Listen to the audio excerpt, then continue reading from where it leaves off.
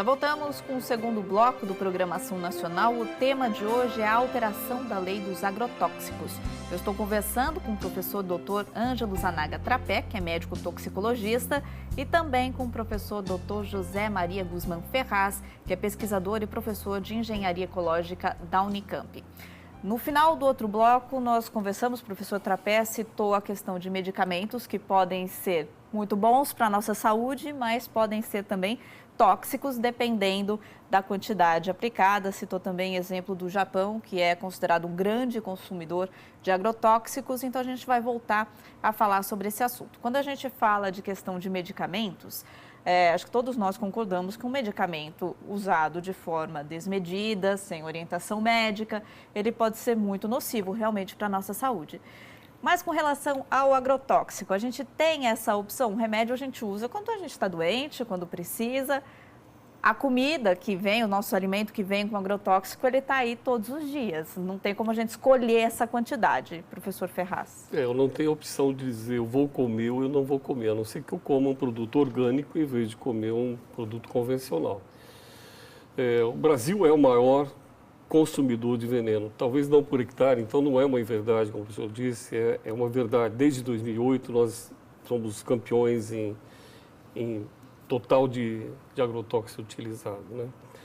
E aí depende da cultura, se eu planto flores, se eu planto alguma coisa, então eu posso ter mais ou menos agrotóxico nesses produtos. O Brasil hoje tem 434 ingredientes ativos registrados, ou seja, moléculas diferentes registradas, e 1.039 produtos agrotóxicos, marcas comerciais dessas moléculas. Então, já é muita coisa. Uma parte desse agrotóxico não é aceito em países da Comunidade Econômica Europeia, por exemplo. Por que nós usamos e por que eles não usam? Por que nós vamos avançar se nós estamos atrás em termos de tecnologia, em termos de critérios de uso de agrotóxico, né? Na verdade, nós não vamos avançar. Para avançar seria ter mais critério na avaliação e, como foi falado no começo do programa, nós temos um outro projeto aí em disputa, né? Um outro que trabalha justamente com a redução do uso de agrotóxicos. Então, a sociedade vive de contrapontos. Quem defende fortemente essa mudança são os ruralistas e as empresas. O professor Ângelo mesmo comentou o quanto, em termos de dólares, se representa essa indústria no Brasil e no mundo todo, né? São indústrias fortes, muito grandes e uma pressão forte econômica para poder... E o Brasil flexibiliza demais nisso. O estado de São Paulo, 75% da nossa área, você tem pulverização aérea, porque a cana, principalmente citros, né? A cana principalmente, e também agora em eucalipto. Quer dizer, você não tem controle nenhum. Quando se passa o avião, a deriva disso vai por quilômetros e quilômetros distante. Então, como se diz, eu não estou escolhendo se eu quero ou não quero. Eu vou tomar esse veneno de uma forma ou de outra, em maior ou menor quantidade, mas ele vai ser absorvido por toda a população. Tem análises de água que detectam isso. A Unicamp tem várias análises de água detectando agrotóxico na água. Em Araraquara saiu um estudo recentemente feito também, onde eu trabalho, com agrotóxico na água, em níveis preocupantes. Muito preocupantes, inclusive, né? E o grande problema, né? Nós vamos falar talvez depois um pouquinho em dados, mas o quanto se permite desse veneno na nossa água e de nossa comida aqui e quanto se permite na Europa. Uma discrepância enorme. Aqui se permite muito mais do que na Europa? Muito mais, muito. 5.000 vezes mais, para você ter uma ideia, na água, por exemplo, em alguns produtos. Por que essa diferença? Bom, a gente precisa romper alguns mitos, né? Esse mito de que o alimento brasileiro está contaminado já foi rompido até pela própria Anvisa o ano passado, quando o presidente Jarbas Barbosa da Anvisa veio a público e apresentou que nas análises dos últimos anos do programa de análise de resíduos agrotóxicos feito pela Anvisa, 99% de todos os alimentos estavam dentro da conformidade, ou seja, abaixo do limite máximo de resíduo, que é um limite padronizado internacionalmente. Esse é um mito que precisa ser rompido, né? E é uma perversidade, porque a população vai num supermercado, né, que se diz ecologicamente correto, e tem uma gôndola lá que está assim, aqui produtos sem agrotóxico. e tem um repolho, ou tem um couve-flor, que custa R$10. E ao lado tem uma outra gôndola que não fala nada, que tem um repolho maior, mais bonito, que custa R$3. Né? A impressão que dá é que esse repolho que está aqui, ou esse couve-flor, tem agrotóxico e esse não tem. Isso é uma perversidade e é uma inverdade. Um outro mito que a gente precisa romper é dizer, que falam, que se propaga por aí, que todo brasileiro consome 5,2 litros de agrotóxico por ano. Esse cálculo é feito assim: quanto se produz, quanto se consome de agrotóxicos por ano e divide pela população. Né?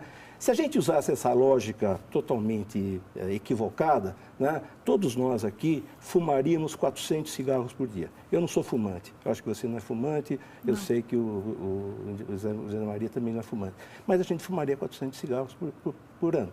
Então, são mitos que são colocados, né, de uma maneira anticientífica, né, que a gente precisa derrubar. Né? Dizer que é muito maior, né, a quantidade de resíduos em alimentos não é comprovado cientificamente pela própria Agência Nacional de Vigilância Sanitária. Né?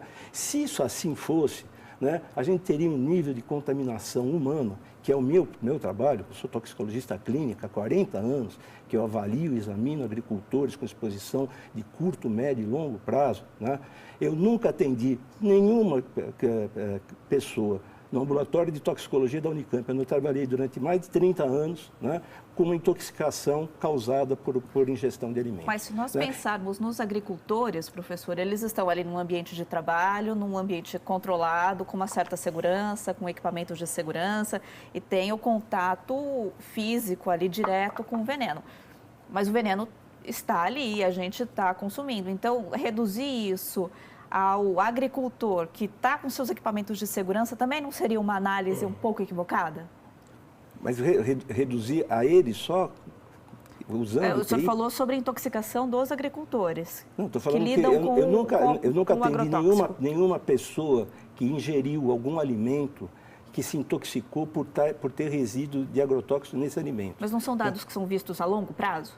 A longo prazo, exatamente. Nem a longo prazo você consegue identificar isso. Quando a gente fala de câncer, né, que câncer que é causado pelo agrotóxico? Que tipo de câncer que a gente tem, que é determinado? Que estudo que o INCA mostrou em algum ano da vida dele que determinado agrotóxico determina determinado câncer? Falam de câncer de próstata em homens, que está aumentando muito na zona rural. Né? Quando você vai numa zona rural e pergunta para um agricultor de mais de 50 anos quem faz exame de próstata todo ano, eu pergunto para 50 que levantam a mão, metade abaixa a mão. Né? E eu falo, quem faz exame com toque retal? Todo mundo abaixa a mão. Então, se você não fizer rastreamento, obviamente, o número de casos de câncer vai aumentar, como o câncer de mama na mulher, como câncer de colo de útero. Você tem que rastrear. Agora, relação causal, nexo causal, a gente fala assim, usar tecnologia agroquímica, ser agricultora, ter contato com tecnologia agroquímica e ter câncer, incidência de câncer, não existe nenhum estudo mais abalizado, mais fundamentado, porque se fosse assim fosse, né, a gente teria que tirar imediatamente esses produtos, banir esses produtos imediatamente, e a Anvisa estaria cometendo um sério equívoco nesse sentido. Né? Segundo esses dados, então, professor Ferraz, que o professor Trapes está falando, esses produtos não são nocivos para a nossa saúde. Por que então existem tantas pessoas contra o uso dos agrotóxicos? Aparentemente, pelo que ele fala, realmente não tem. São produtos saudáveis que devem ajudar, inclusive, a gente a ficar mais bonito, né? Pelo que tem estudo. A coisa mais difícil é você fazer uma relação causal entre o que você come e a doença. Porque você come muita coisa. E você não pega um ratinho e coloca, como um ratinho, você não vai pegar um humano, colocar ali e submeter ele a um tipo de alimento para verificar isso. Os nazistas faziam isso, a gente não faz, né?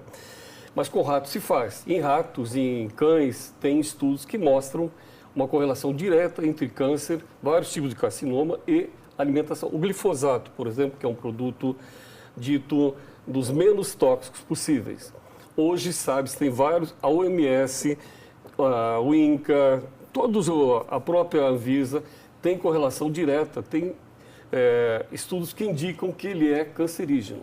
Tem um dado E o glifosato é um dos... É um herbicida... E é muito usado, né? É o mais utilizado hoje, é o herbicida mais utilizado hoje no Brasil e que está no mundo, por conta dos transgênicos, inclusive, né?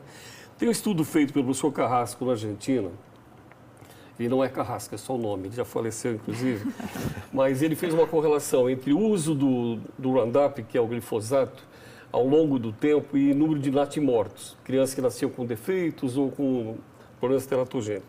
Em 77, que tinha ainda pouco utilização do glifosato, você tinha 1 para cada 1.000 nascimentos. Em 2001, você tinha 20. Em 2008, você tem 80 em cada 1.000. E acompanhado com o uso do veneno desse agrotóxico naquela região, em cima das pessoas. Tem, inclusive, um álbum que um jornalista fez mostrando o efeito na população disso. É uma coisa que choca demais. 80 crianças com defeitos teratogênicos em 1.000 é uma coisa muito doida. Isso mostra uma correlação direta. Não foi uma... Ele está sob o local onde é aplicado, que a aplicação é, ele está consumindo também. São 2 efeitos aí. Mas mostra que são extremamente tóxicos esses produtos. Não tem como você dizer que não são tóxicos, né? Extremamente tóxico. É claro que são tóxicos. Professor Trapé. Medicamento é tóxico, né? Produtos industriais são tóxicos. Depende de como você utilizar ele. O glifosato, que ele está comentando, né? A Autoridade Europeia de Segurança Alimentar, né? A Autoridade Europeia de Segurança Alimentar, né? Aprova o glifosato para utilização na Europa.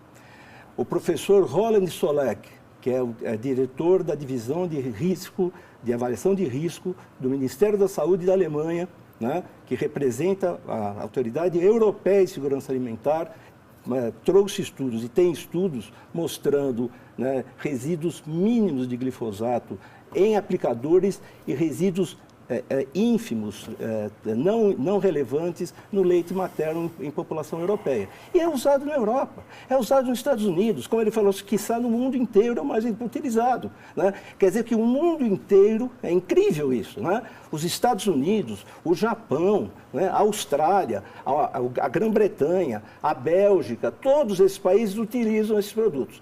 Nós aqui consideramos uma coisa doida. Coisa doida não é expressão científica, né? Quer dizer, coisa doida, tem muita coisa doida por aí. Os dados científicos mostram isso, né? Eu tenho 40 anos de investigação em toxicologia clínica, estudos muito assim, sérios em investigar se o indivíduo tem exposição de longo prazo, várias exposições e tem efeitos na saúde, e eu não tenho encontrado. O título da minha tese de doutorado, há 20 e tantos anos atrás, era Doenças relacionadas a agrotóxicos, um problema de saúde pública, né? Eu acreditava nisso. Minha experiência clínica, né, de atender, de examinar, de avaliar milhares de agricultores nas 5 regiões do Brasil, destruíram a minha hipótese. Não encontro efeitos crônicos. O padrão de morbidade, de doença e de saúde da população rural das várias regiões do país é o mesmo padrão de morbidade da população geral brasileira. A gente vai voltar a falar sobre isso, então, no próximo bloco e falar um pouquinho também dos alimentos orgânicos. Os professores chegaram a citar os alimentos orgânicos, a gente vai falar sobre isso e também sobre pesquisas nessa área, inclusive ambiental. A Ação Nacional volta depois do intervalo.